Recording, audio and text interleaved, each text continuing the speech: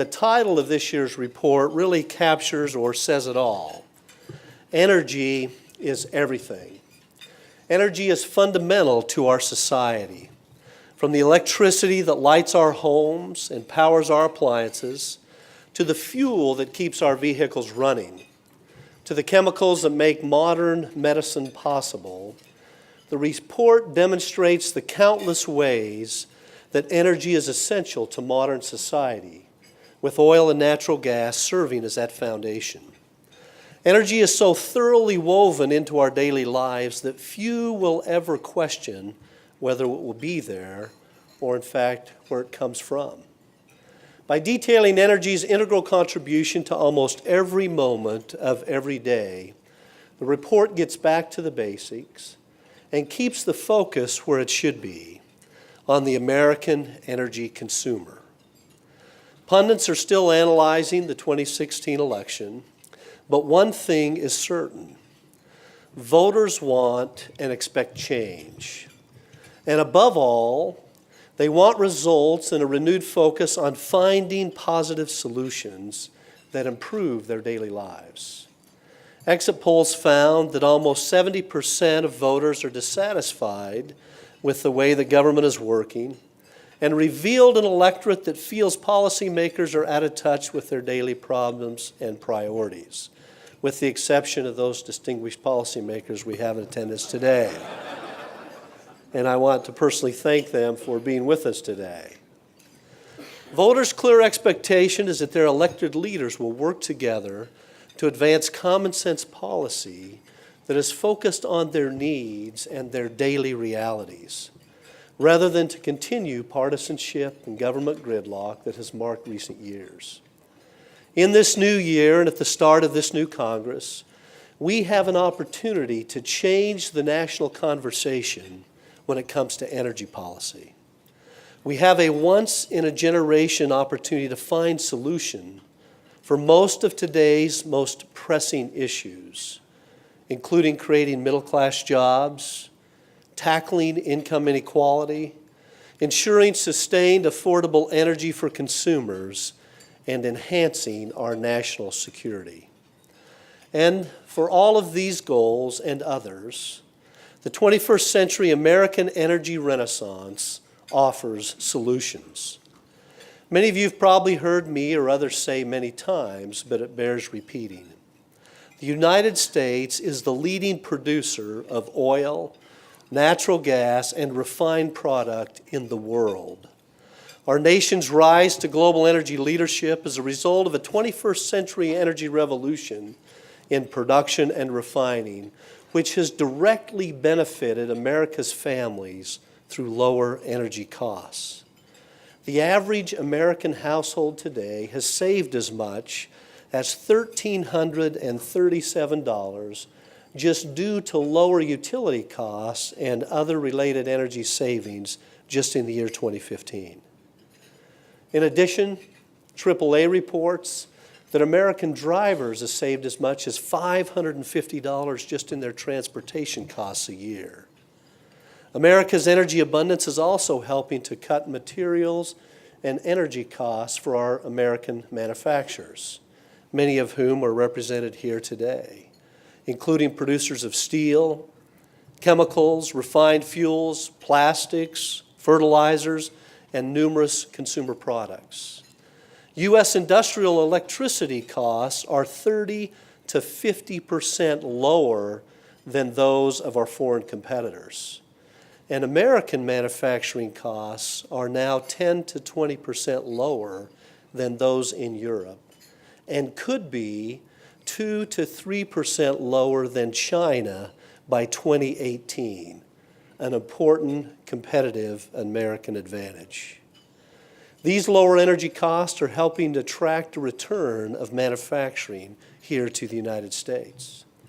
For example, according to an analysis done by the American Chemistry Council, chemical production grew 3.6% in 2015 and is projected to continue to increase through 2020 as new capacity from 266 new announced projects come online. And as the planet's population continues to grow, demand for affordable and abundant energy will also grow, which will not only improve the standard of living of millions, but will also lift many more out of poverty. Today, many of the planet's most vulnerable people lack access to clean, affordable, and reliable energy. The International Energy Agency estimates that more than 1.2 billion people around the world currently lack access to electricity. Further, 2.6 billion live with inadequate cooking facilities, which lead to, among other things, chronic health issues. Abundant and affordable American natural gas will be key to providing access to reliable and cleaner burning fuel to help them cook their meals and heat their homes. A growing world population with a growing demand for energy is why the overwhelming, consistent view of energy experts, economists, and government agencies, including our own U.S. government's Energy Information Administration, estimates that fossil fuels will continue to form the foundation of the United States and the world's energy needs far into the future.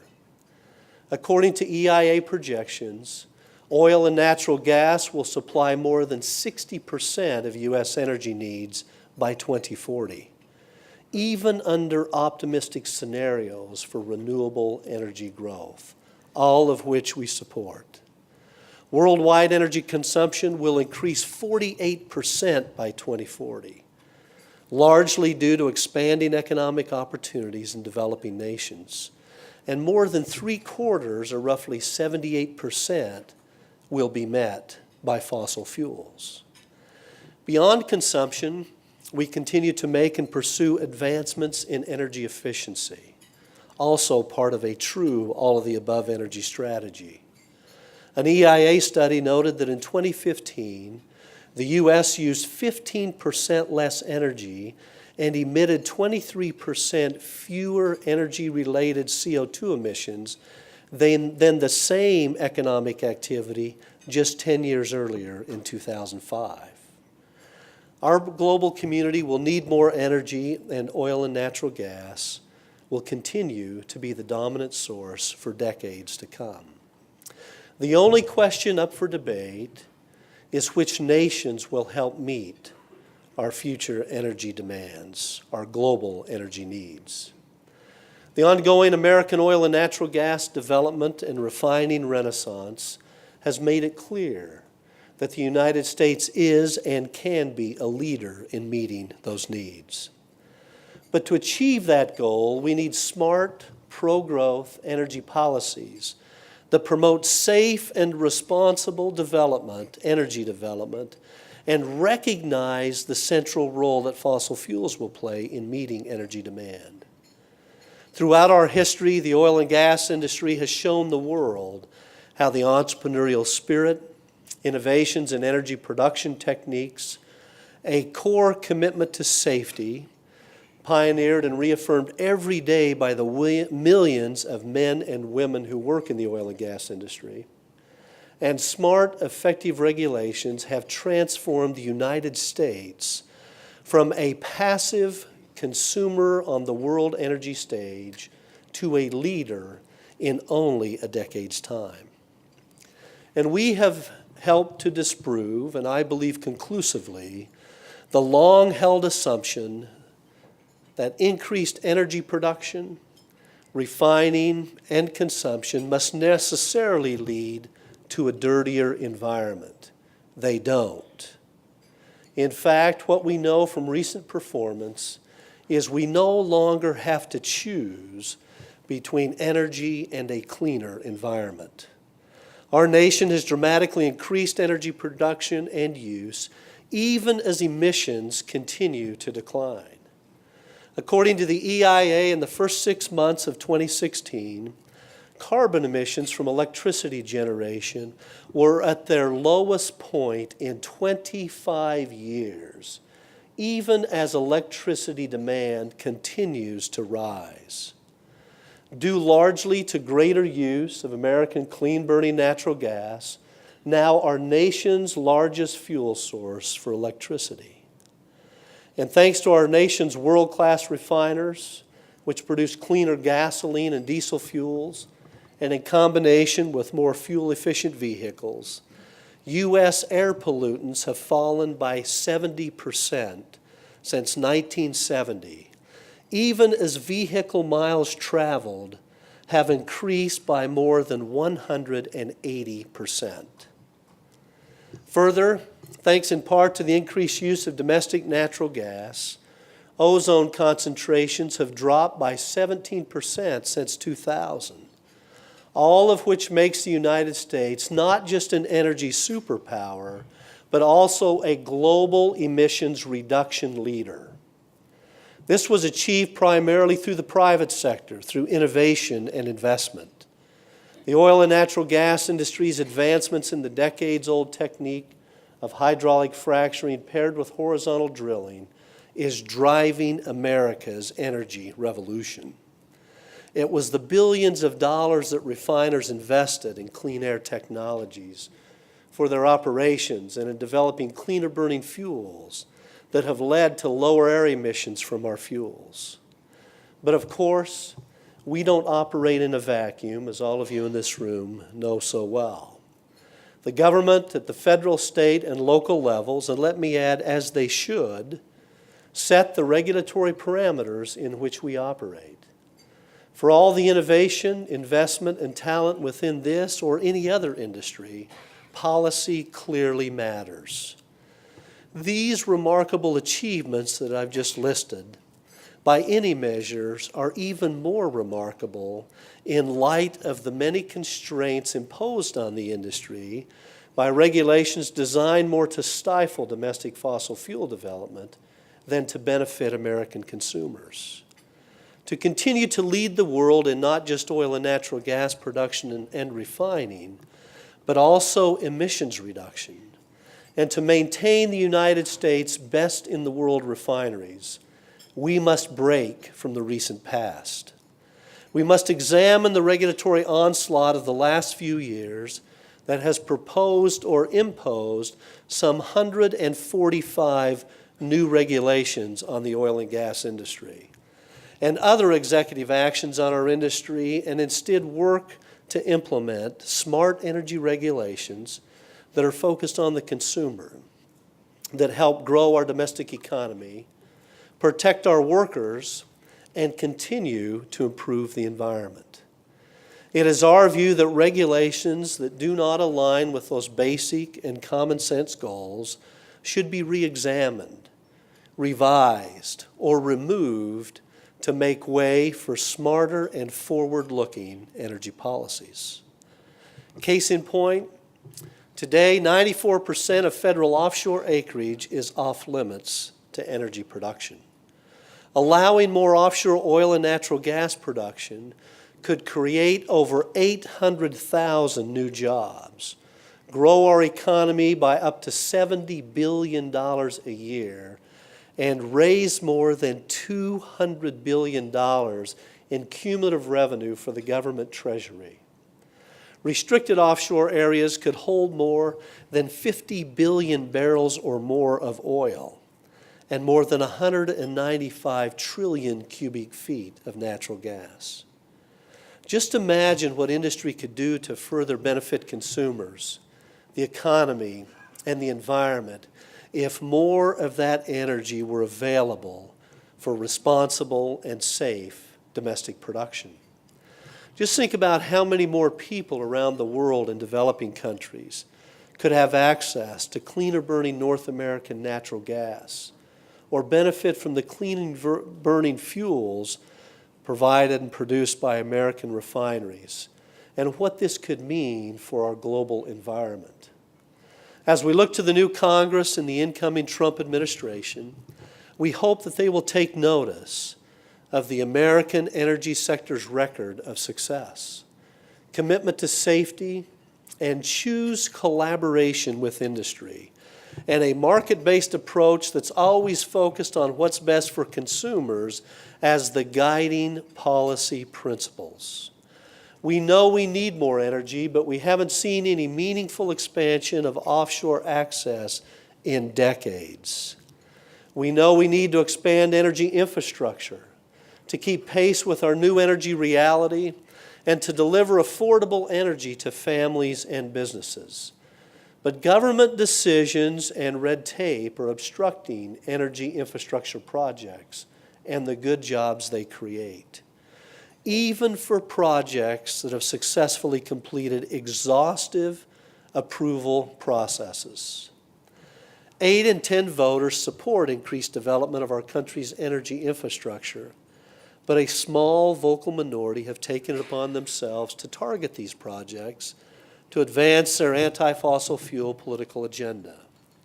What they are doing in reality is putting themselves, workers, and property at risk.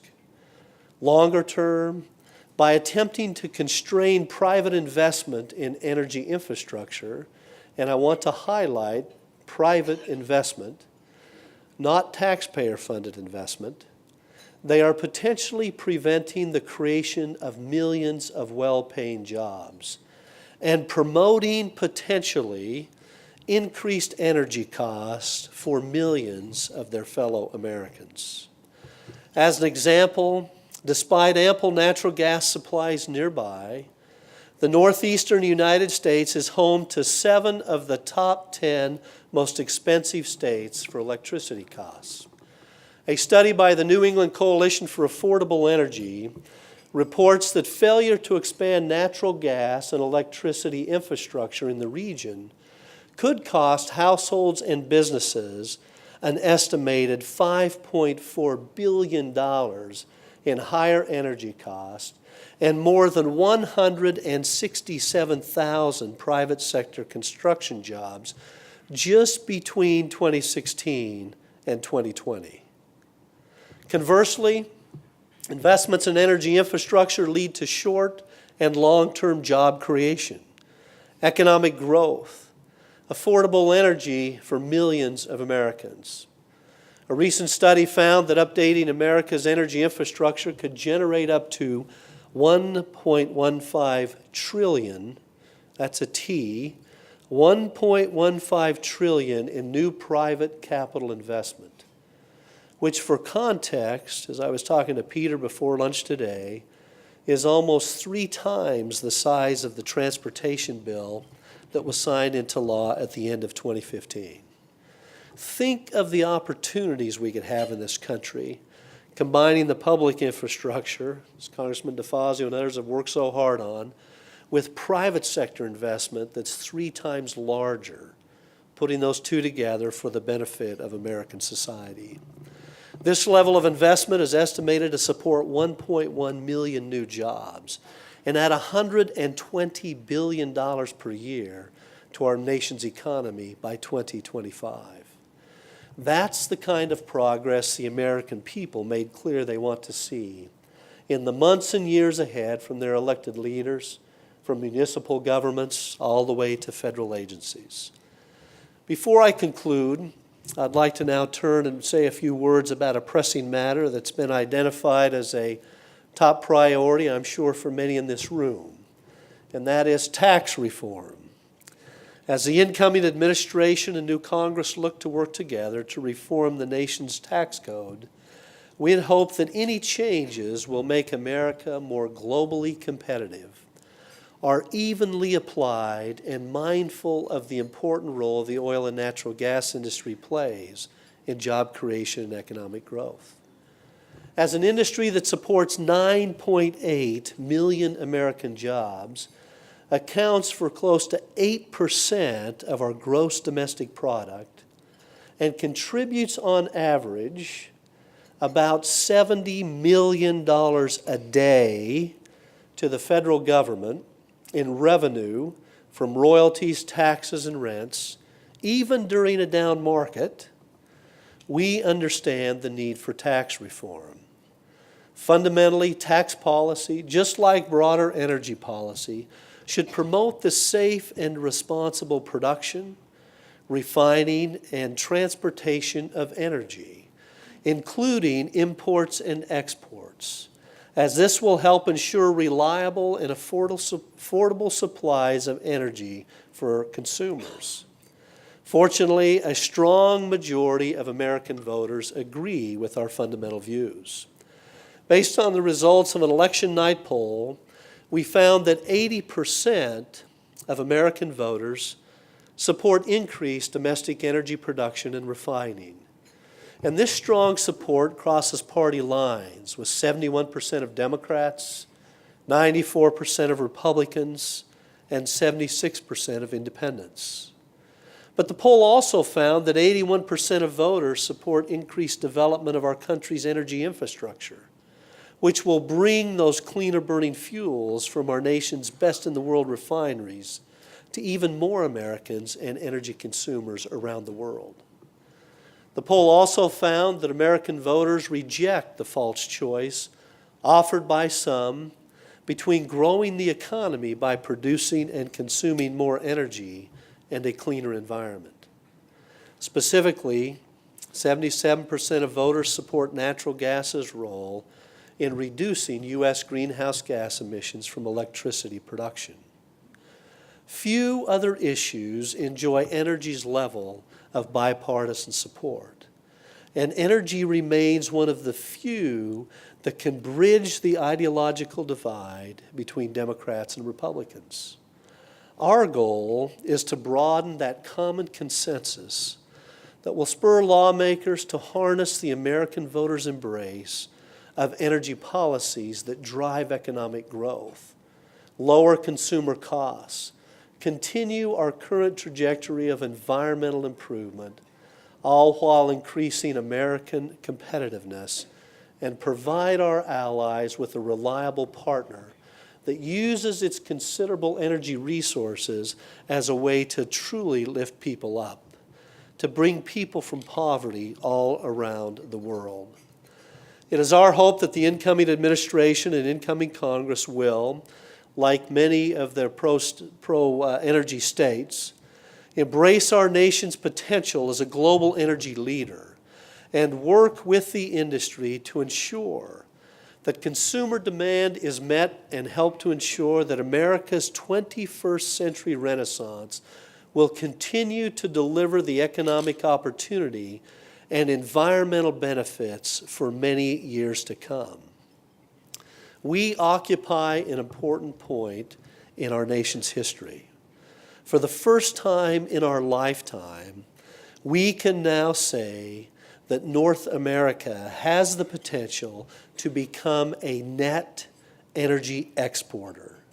That's a revolutionary change, a significant shift from where we were just a few short years ago. So the question we face in the future is not whether the United States of America has the natural resources, the talent, and the technology to produce and refine the energy we need to grow and prosper, because, as just demonstrated, we clearly do. In the months and years ahead, it is our hope that energy policy at all levels of government will be guided by a collective, bipartisan vision of an American energy future that generates the kinds of jobs, revenue to the government, and economic activity that have been the hallmark of our industry since its very beginning. Ultimately, the very foundational nature of oil and natural gas as a source of electricity, fuel, and feedstock for everyday products makes the national energy policy discussion more than just an abstract policy position or discussion. It makes it a discussion about what's best for American workers, consumers, families, and the environment.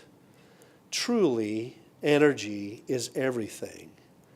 As we look to the future, the oil and natural gas industry stands ready to offer solutions that help meet the needs of our nation and indeed the world, and to work with elected officials at all levels of government to ensure that the American consumer continues to benefit from affordable, reliable domestic energy.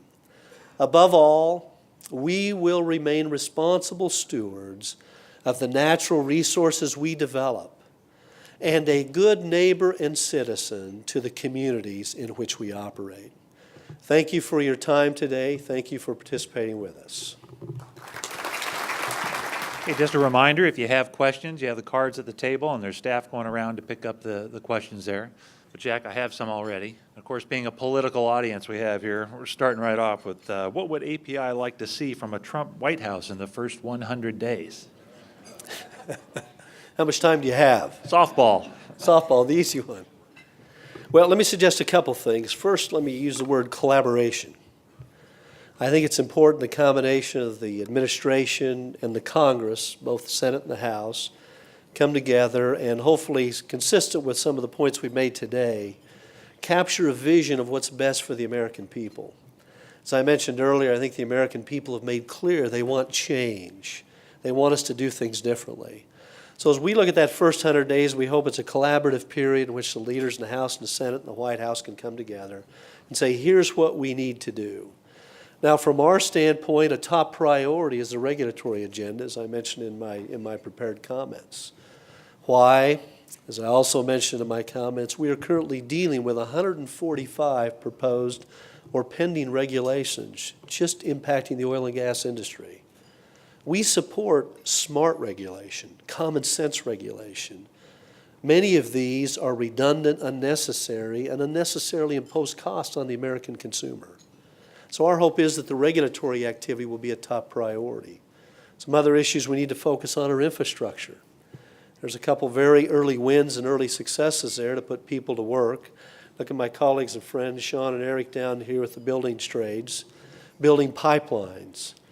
There are a couple quick decisions that can be made there to put thousands of people to work, to stimulate local economies in the heartland of America. That's another priority. The renewable fuel standard is a priority for us moving forward. I expect that won't happen in the first 100 days, but our hope is that needs to be repealed or reformed. And then lastly, I think we just need to look generally across all of energy, access issues, as Chairman Bishop and I talked about earlier, both onshore and offshore. How do we make that more effective? To do what? To benefit the American consumer, the American voter, because we know we can do that while also improving the environment. Great. Why don't we pick up on your infrastructure comments, and of course with our partners here with the building trades as well. The question was what can be done to ensure the new energy infrastructure projects are permitted and constructed in a timely and non-controversial manner? You want me to take the non-controversial first, Mark? Well, let me say this, and I think this is a very important principle because it goes well beyond the energy industry, well beyond the oil and gas industry. It goes to highway and road construction, as Peter and others work on as well. The first thing we need to do in the United States is to honor the rule of law. And when we go through these exhaustive permitting processes and seek approval through collaborative processes that require us to change routes of our pipelines to accommodate local interests, and those are very deserving interests that we should think about and accommodate, we need to make sure when a final decision is made that we honor that decision. There's nothing more chilling to private sector investment than the unknown, or not knowing what the outcome could be and how long it might take. And so without being too specific, there's a couple of early wins there, but we need to reset and reorient and make sure we understand that through a permitting process, through our vision for the future, energy-related or any construction activity, that we have legitimate public processes that are honored. Everybody has a chance to contribute, to have their say. But once those issues are considered and a final decision is made, we need to honor that decision. So I think that's first, number one, number two, and number three for the short-term future. Okay. Now the next, it says API's report makes a strong argument for oil and gas development, but how can you, or do you think there's a real opportunity to change the anti-fossil fuel minds? Well, I think what's most important is we've tried to do at the API, and I know the industry generally, and not only oil and gas, all forms of energy. We're advocates of a true all of the above, and that includes energy efficiency and everything we talk about in energy, as my remarks talked about today. I think it's a question of education. We found, and as the polling data I shared with you today, and I know that was a lot of numbers, but I think they're compelling numbers.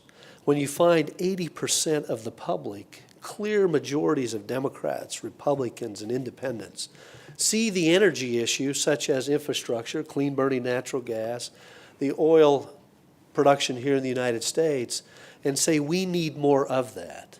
I think there's a clear, strong consensus on moving forward. Now, there are some who don't agree with that. We will never likely change all minds, but once you get a strong consensus of 70, 80% of the American public, I think that would be a very positive thing for most elected officials would like to have those sorts of margins. We should view it the same in energy. The public supports this activity. They support building infrastructure. They support us creating American jobs. So there will always be some who have a different view, and all of us here together, I'm sure, support their right to express that view. But once again, when the majority speaks, when the process is dealt with, the decision is made, we need to move on because it benefits the country and the environment. Okay, so going to climate change. What will API do on climate change under a Trump administration? Well, API and the industry generally, I think will probably continue doing what it has been doing, and that is reaching out and demonstrating solutions to the challenge. What do I mean by that? As I tried to emphasize in my remarks today, if you look just over the past 6 months or through the first 6 months of 2016, from an electricity production standpoint, we are today in the United States at a 25-year low in our carbon reductions. My wish is that the President would have gone to Paris and talked about the demonstrated, proven model we now have in the United States. That was accomplished primarily through private sector investment in innovation, technological advancement. So as we debate issues such as the Clean Power Plan, the Paris Agreement, and others, we're focused on the solution. In the oil and gas space today, we're major contributors to helping lower those emissions. We're also the leaders in cleaner burning fuels. If you go back to the 1970s and look forward, our autos today, due to cleaner burning fuels, modern technologies, it meant 99% less emissions than they did back in the 1970s. And third, and perhaps most important from our perspective, we'll continue to invest in R&D to find zero carbon emitting or low carbon emitting technologies.